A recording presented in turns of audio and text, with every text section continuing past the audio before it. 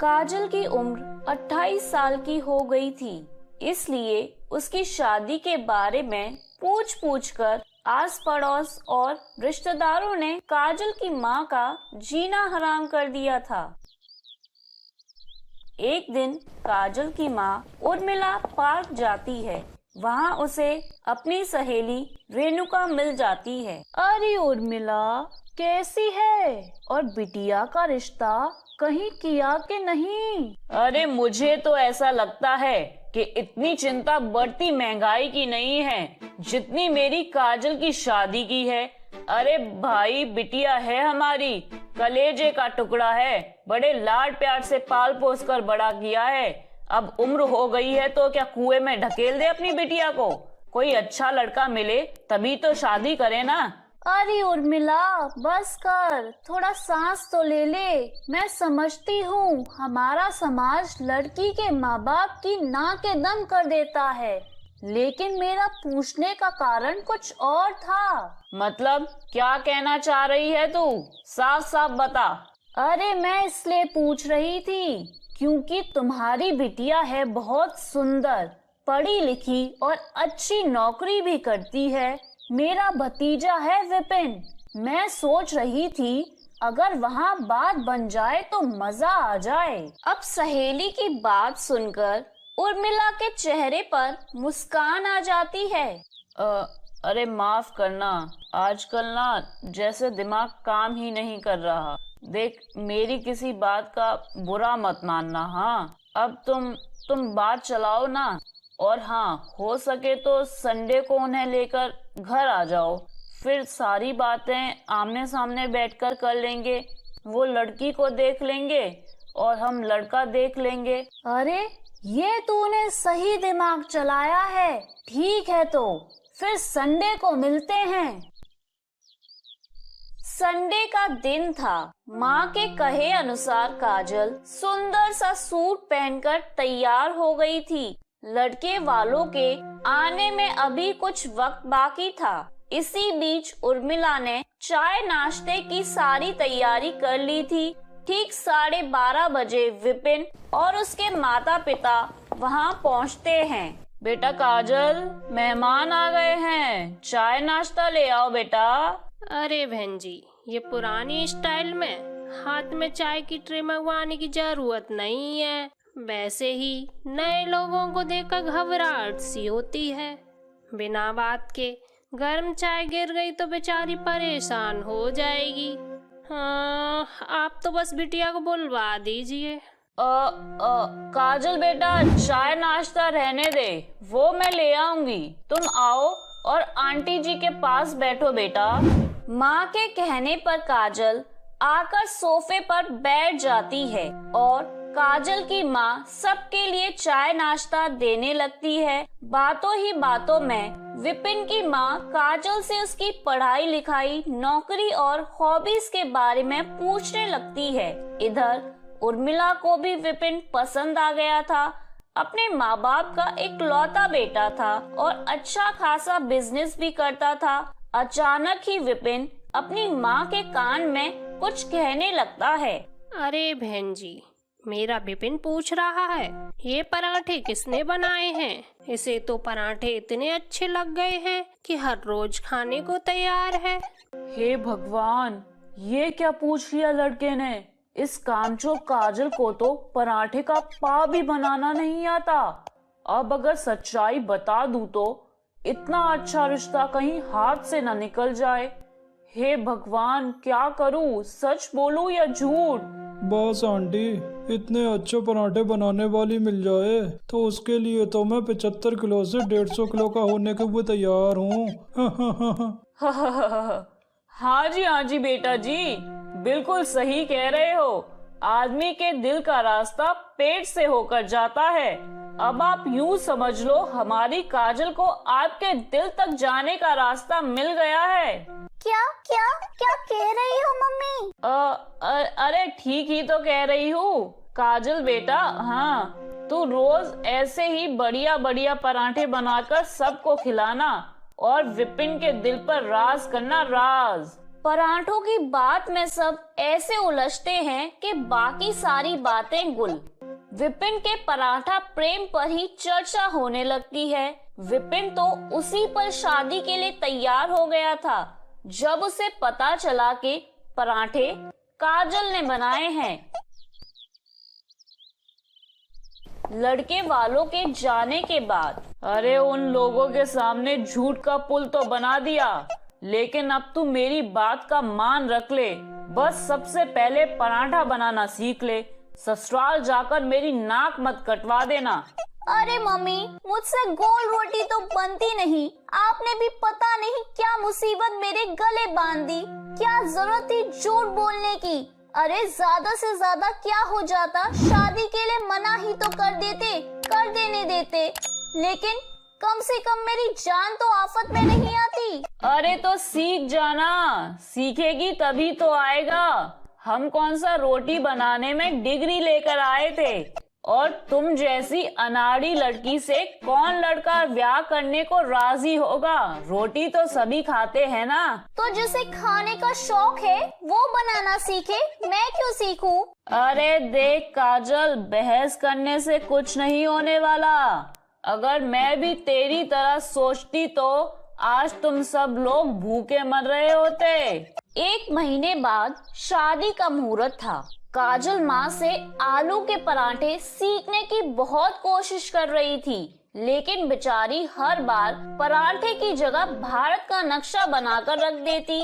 उसके टेढ़े मेढ़े 2 पराठों के बाद रसोई में हड़कंप मचा होता था। धीरे धीरे 1 महीने का समय भी बीत जाता है और काजल शादी करके विपिन के घर आ जाती है। ससुराल में काजल का जोरदार स्वागत होता है और सबसे उसे खूब प्यार भी मिलता है। शादी के 2 दिन बाद घर में काफी मेहमान जमा थे। तभी विपिन काजल के पास जाता है। देखो काजल, बहुत इंतजार कर लिया। आज तो तुम अपने हाथों के वही लजीज पराठे बनाकर खिला दो। सच में दिन ही बन जाएगा। अरे मेरी बहू ऐसे पराठे बनाती है कि आप सब उंगलियों के साथ साथ प्लेट भी चाटते रह जाएंगे। अब मैं किस मुंह से बताऊं कि यह आलू पराठा मुझसे तो इस जन्म में बनने वाला ही नहीं है। काजल बहू, आओ मैं तुम्हें रसोई में सब सामान बता देती हूँ। काजल सास के साथ रसोई में चली जाती है। पहली रसोई है बहू, आओ मैं तुम्हारी मदद करा देती हूँ। तुम अकेले क्या क्या करोगी? नहीं नहीं मम्मी जी, आप जाइए ना, और जब तक पराठा ना बन जाए कोई भी रसोई में नहीं आएगा। प्लीज, ये आप सबके लिए सरप्राइज है। अच्छा ठीक है बेटा, जैसा तू कहे। सब लोग बाहर कमरे में बैठकर नाश्ते का इंतजार करने लगते हैं। इधर काजल अपनी माँ उर्मिला को फोन लगाती है। मम्मी, फंसा दिया ना आपने मुझे।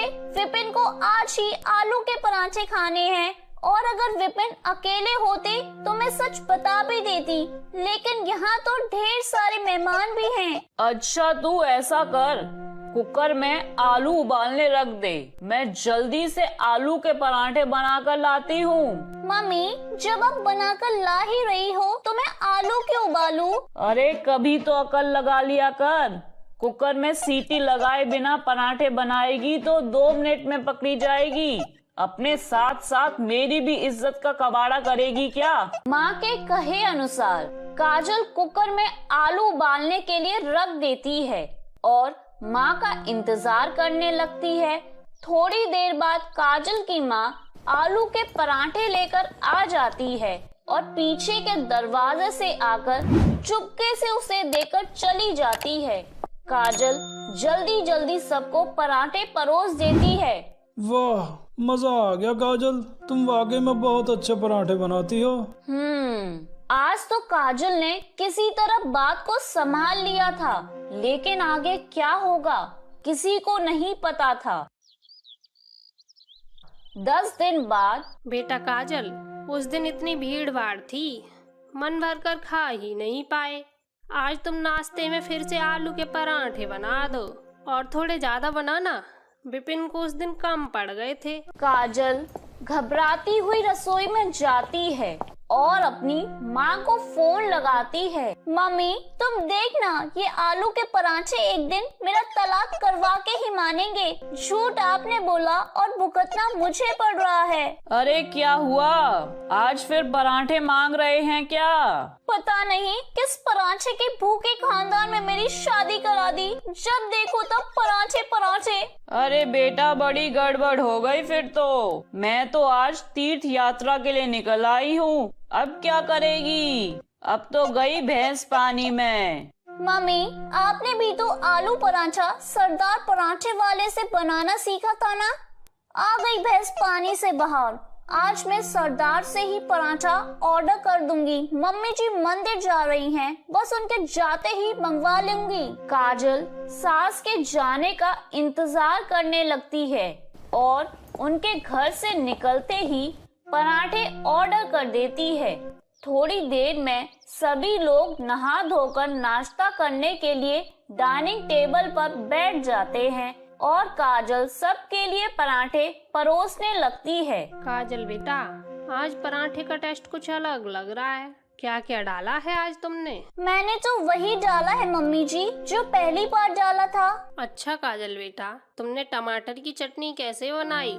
जब से टमाटर महंगे हुए हैं मैं तो घर में लाती ही नहीं। नहीं मम्मी जी, ये टमाटर की चटनी नहीं है, ये तो मैंने फ्रूट कलर और आमचूरन डालकर बनाई है। वाह बेटा वाह, कोई कह ही नहीं सकता कि ये टमाटर की चटनी नहीं है। अरे यार, जल्दी जल्दी में खाना लाते हुए मैं तो भूल ही गई थी कि टमाटर की चटनी नहीं देनी थी। तभी सास विनीता आखिरी पराठा उठाती है जिसमें नीचे प्लेट में एक टिश्यू पेपर दिखता है। सरदार? काजल बेटा, ये टिश्यू पेपर पर तो सरदार पराठा लिखा हुआ है, इसका मतलब ये सरदार के पराठे हैं। सास की बात सुनकर अपनी चोरी पकड़े जाने के डर से काजल बहुत घबरा जाती है। आई एम सॉरी मम्मी जी, जब आप लोग मेरे घर आए थे तो पराठे मम्मी ने सरदार से ही मंगवाए थे। मम्मी विपिन का रिश्ता नहीं जाने देना चाहती थी, इसलिए उन्होंने आपसे झूठ बोल दिया। सच में मैं तो कभी नहीं चाहती थी कि मेरा रिश्ता झूठ बोलकर हो। बेटा, विपिन की शादी एक लड़की से हुई है, आलू के पराठों से नहीं। और मुझे तो तुम पहली नजर में ही भाग गई थी। तुम बिल्कुल परेशान मत हो, आओ मैं तुम्हें पराठे बनाना सिखाती हूँ। अरे माँ, लगता है हमारा मजाक इसने कुछ ज्यादा ही सीरियसली ले लिया। और उस दिन के बाद काजल अपनी सास को माँ की तरह समझने लगती है और कभी भी उनसे झूठ नहीं बोलती। तो मेरे प्यारे दोस्तों, कैसी लगी आपको मेरी ये कहानी? मुझे कमेंट करके जरूर बताएं और इसे अपने दोस्तों के साथ शेयर करें। और हाँ दोस्तों, अगर आपने अब तक मेरे चैनल को सब्सक्राइब नहीं किया है तो जल्दी से नीचे वाला काला बटन दबाकर सब्सक्राइब कर लें। तो मिलती हूँ मैं आप सभी से फिर एक नई कहानी के साथ। तब तक के लिए आप अपना ध्यान रखें। बाय बाय दोस्तों।